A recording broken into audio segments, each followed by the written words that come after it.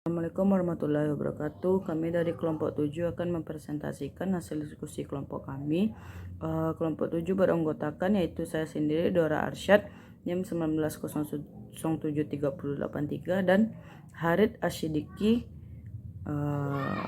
dan Fajar Hardika. Materi kita yaitu penyelenggaraan sistem pendidikan nasional. Baiklah, yang pertama itu definisi dari pendidikan nasional. Sistem pendidikan nasional di sini adalah satu keseluruhan yang berpadu dari semua satuan dan aktivitas pendidikan yang berkaitan satu dengan yang lainnya untuk mengusahakan tercapainya tujuan pendidikan nasional.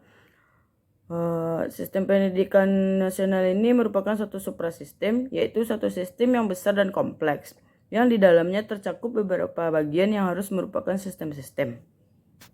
Selanjutnya itu ada penyelenggaraan sistem pendidikan nasional. Yang pertama ada itu jalur pendidikan nasional. Jalur pendidikan nasional itu ada jalur pendidikan sekolah, yang merupakan pendidikan yang dilaksanakan di sekolah melalui kegiatan belajar mengajar secara berjenjang dan bersinambungan. Sifat dari pendidikan sekolah ini adalah sifatnya formal, diatur berdasarkan ketentuan-ketentuan pemerintah dan mempunyai keseragaman pola yang bersifat nasional. Yang kedua ada itu jalur pendidikan luar sekolah, merupakan pendidikan yang bersifat kemasyarakatan yang diselenggarakan di luar sekolah melalui kegiatan belajar mengajar yang tidak berjenjang dan tidak berkesinambungan. Sifat dari jalur pendidikan luar sekolah ini bersifat tidak formal, dalam artian tidak ada keseragaman pola yang bersifat nasional. Yang kedua ada yaitu jenjang pendidikan nasional, merupakan suatu tahap dalam pendidikan berkelanjutan yang ditetapkan berdasarkan tingkat perkembangan peserta didik dan keluasaannya di dalam kedalaman bahan pengajaran, yaitu terdapat dalam Undang-Undang RI No. 2 tahun 1989 bab 1 pasal 1 ayat 5. Poin yang pertama itu ada jenjang pendidikan dasar. Pendidikan dasar diselenggarakan untuk memberikan bekal dasar yang diperlukan untuk hidup dalam bermasyarakat, berupa pengembangan sikap, pengetahuan, keterampilan dasar, dan juga berfungsi mempersiapkan peserta yang memenuhi persyaratan untuk mengikuti pendidikan menengah. Selanjutnya itu jenjang pendidikan menengah. Pendidikan menengah yang lamanya 3 tahun sesudah pendidikan dasar diselenggarakan di SLTA yang berfungsi sebagai lanjutan dan perluasan pendidikan dasar. Pendidikan menengah terdiri atas pendidikan menengah umum, kedinasan, dan keagamaan. Selanjutnya ada itu jenjang pendidikan tinggi, merupakan lanjutan dari pendidikan menengah yang diselenggarakan untuk menyiapkan peserta menjadi anggota masyarakat yang memiliki kemampuan akademik atau profesional yang dapat menerapkan, mengembangkan, dan menciptakan ilmu pengetahuan, teknologi, dan kesenian. Pendidikan ini berfungsi sebagai jembatan antara pengembangan bangsa dan kebudayaan nasional.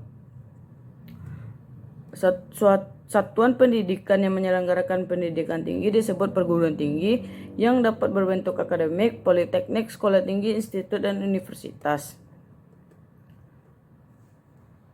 Yang kedua ada jenis program pendidikan. Yang pendidikan umum merupakan pendidikan yang mengutamakan perluasan pengetahuan dan keterampilan peserta didik dengan pengkhususan yang diwujudkan pada masyarakat tingkat akhir masa pendidikan.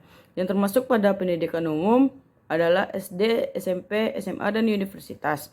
Selanjutnya ada itu pendidikan kejuruan, merupakan pendidikan yang mempersiapkan peserta didik dapat bekerja pada bidang pekerjaan tertentu. Lembaga pendidikannya seperti SMK atau STM, SMIP, dan SMEA. Selanjutnya ada itu pendidikan luar biasa, merupakan pendidikan khusus yang diselenggarakan untuk peserta didik yang menyandang kelainan fisik, mental, yang termasuk pendidikan luar biasa adalah SDLB dan SGPLB. Selanjutnya ada itu pendidikan kedinasan, merupakan pendidikan khusus yang diselenggarakan untuk meningkatkan kemampuan dan pelaksanaan tugas kedinasan bagi pegawai atau calon guru, suatu departemen pemerintahan dan lembaga pemerintahan dan departemen.